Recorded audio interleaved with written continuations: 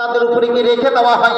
ওরে যুবক যুবতী, জেনে রাখো, জেনে রাখো, এই সমাজকে তুমি বুঝতে শিখনি, পরিবার প্ল্যানিং তুমি বুঝতে শিখনি, ফ্যামিলি প্ল্যানিং তুমি বুঝতে শিখনি।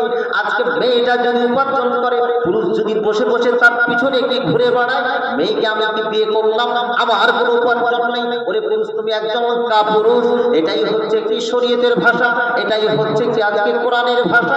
এই ভাষাকে তুমি যদি বুঝে যেতে, তাহলে তুমি আজকে এই পরিবারের ভিতরে এই দ্বন্দ্ব হতো না, তুমি আজকে ভণ্ড স্বামী হতে না, ভণ্ডের পরিচয় তুমি দিতে না। অতএব আমি প্রত্যেকটা মানুষকে সেই কথাটা বলতে আছি, ওগো তুমি বুঝে নাও, তুমি পরিবার বুঝে নাও, তুমি তোমার স্ত্রী বুঝে নাও, তুমি তোমার সমাজ বুঝে নাও।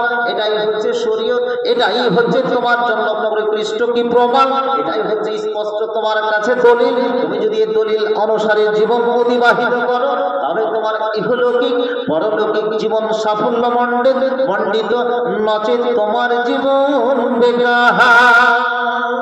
একটা মাসলা। দ্বিতীয় মাসলা, স্বামী, ছেলে এবং মেয়ে যে উপার্জন করে, আজকে দিল্লি, বোম্বে, পাটনা বিভিন্ন জায়গা থেকে উপার্জন করে না, কথা বলছেন না?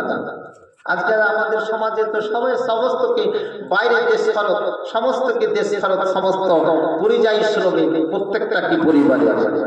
আমি একটা কথা বলতে চাইছি, সমাজটা কি পরিবারটা কোন জায়গাখানে, শরীয়ত কিন্তু কোন জায়গায় কিন্তু বেইনসাফি করে।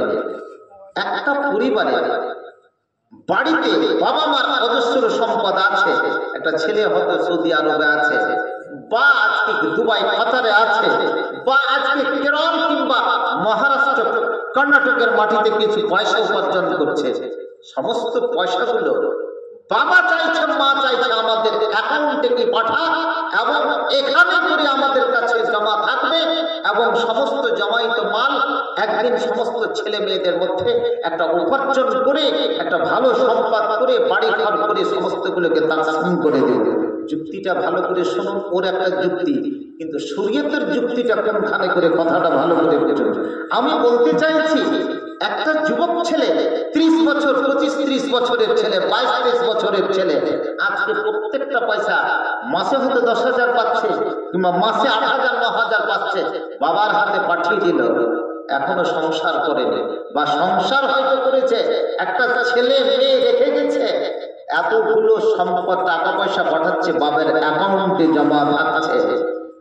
কিছুদিন পরে ছেলেটা মারা গেল, কেরলের মাটিতে মারা গেল, কিংবা খাড়া গ্রামে এসে মারা গেল, একটা দুটো সন্তান ছেড়ে চলে গেল। সম্পদ তো 5 বছর 7 বছর থেকে প্রচুর টাকা পয়সা পাঠাচ্ছে সমস্ত বাবার অ্যাকাউন্টে। 3 ভাই, যে ছেলেটা মারা গেল তারা 3 ভাই।